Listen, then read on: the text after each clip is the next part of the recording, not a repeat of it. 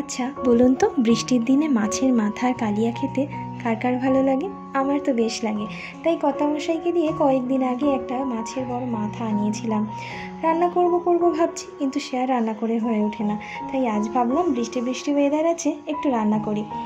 প্রথমেই মাছের মাথাগুলোকে ভালো করে ধুয়ে নিয়ে তাতে নুন হলুদ দিয়ে ভালো করে মাখিয়ে রেখে দিয়েছিলাম বেশ খানিকক্ষণ।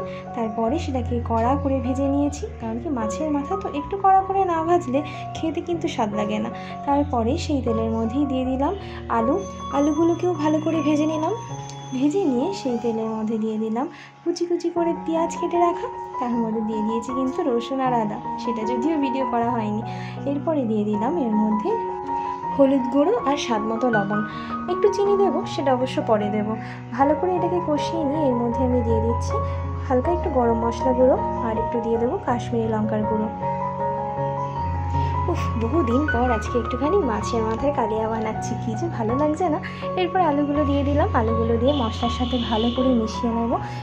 মিশিয়ে নিয়ে এর মধ্যে দিয়ে দিলাম 3টে চেরা কাঁচা লঙ্কা আর একটা মিডিয়াম সাইজের টমেটো, ছোটো করে কেটে দিয়েছি যাতে তাড়াতাড়ি গলে যায়।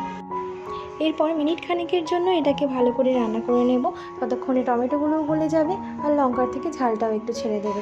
এরপর পাশে একটুখানি গরম জল বসিয়ে দিয়েছিলাম, দিয়ে দিলাম ঢেলে সবটা।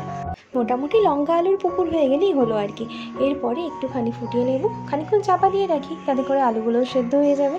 এরপরে ভেজে রাখা মাছের মাথাগুলো আমি সেই পুকুরে দিলাম ঢেলে। একটুখানি ভালো করে মিনিট 5 রান্না করে নিলেই রেডি মাছের মাথার কালিয়া।